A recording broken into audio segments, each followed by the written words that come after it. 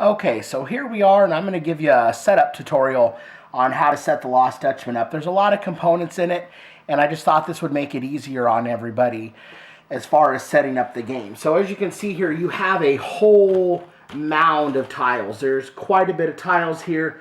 I know when I first got the advanced copy of the game, I went to open it up, and I was a little intimidated by how many tiles there were. But I worked through on the best way to set it up, and that's why I wanted to share that with you guys so that you could cut down on the setup time for the game and get to actually playing.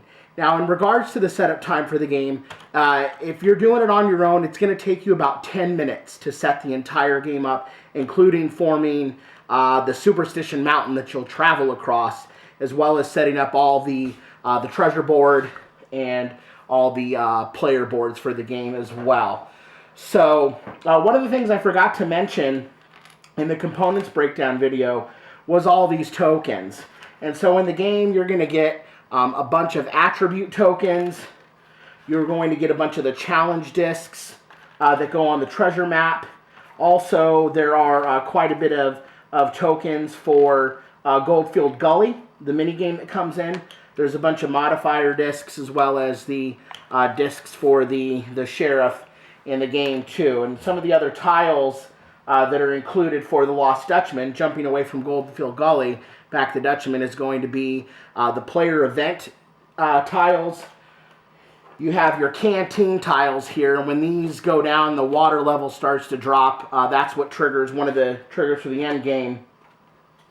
And then you're going to have the Dutchman ghost. He's the big bad ghost in the game. So in regards to setup here, the best thing to do is to just give these tiles a really nice shuffle and get those all shuffled and mixed up well.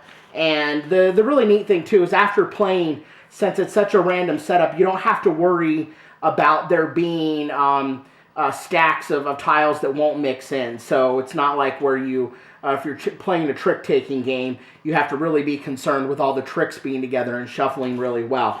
This, you pretty much can just put them in a pile, loosely shuffle them and go. The best way to go is to just start grabbing tiles and making small stacks of 5. And once you have 5, just kind of set them to the side.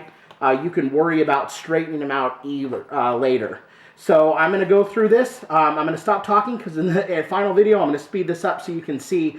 But it takes about 10 minutes from start to finish. If you have somebody else helping you set up, it's about a 3-minute process. So that's not bad at all. So I'm going to get this set up, and then we'll move from there.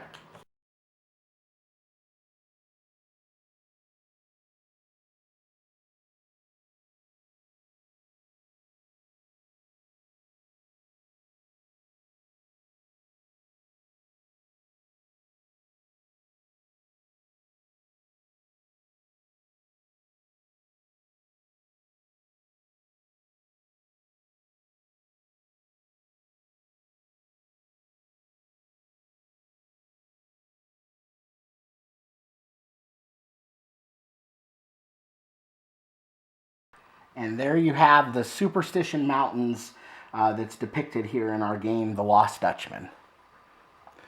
So after you have the mountain set up, you're going to want to take all the challenge rating discs, and these are the numbers like you have 4 or 5, 5 or 6, 6 or 7, and they're the discs that are black on the back side. They're the only discs that are black on the back. So you take those, you have those all face down. You give them a good shuffle once you have them face down, and then go ahead and you can just start placing them where the circles are on the board. And you can do this in any order. It doesn't have to be done in any specific order. You want to leave the Dutchman mind blank because that's where the ghost goes. Go ahead and set that up. I saw that one, but that's okay. We won't be playing the game, so there's no need to cheat if we're not actually playing. So once you have all those set up and in their place, to start the game, you're going to actually flip over the first 3. And these are denoted by the 1, 2, and 3 space. So these are the 3 that you go ahead and flip over.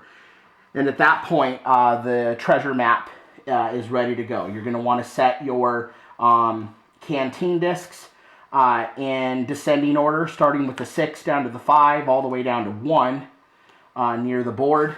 You're going to want to have your player event tiles shuffled. These are tiles that are triggered when players are on the same space here on the mountain range. And then you're going to want to have the Dutchman ghost tile up by there. He's the big bad boss character. Everyone's going to go ahead and take a player board, and then they're going to take their 4 attribute tokens. So they're going to get their vigor, their foresight, their ingenuity, and their health.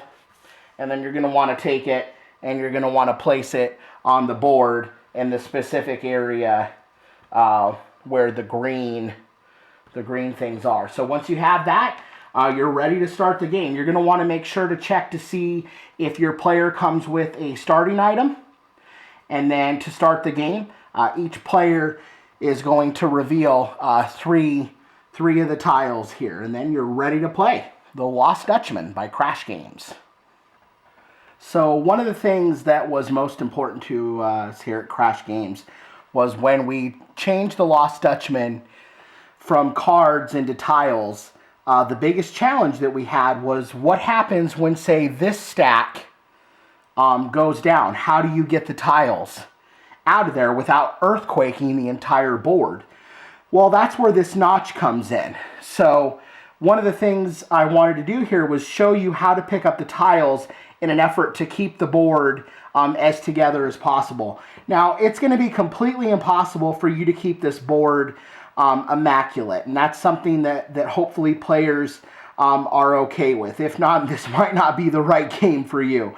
The Superstition Mountains rocks are always falling, so it's very, very thematic. So what you're going to want to do is you're going to want to find the notch on the tile, and you're going to want to press your thumb pretty heavily on the back, use the notch to pick it up, and there you go. You'll see that it slid a little bit, but that's because my hand slid back, and I was able to get the tile. So I can keep pulling from this stack without really earthquaking the board. Now, the notch is going to be in different places, so you may have to, adjust where you pick it up from. But again, you put your thumb heavily on the back.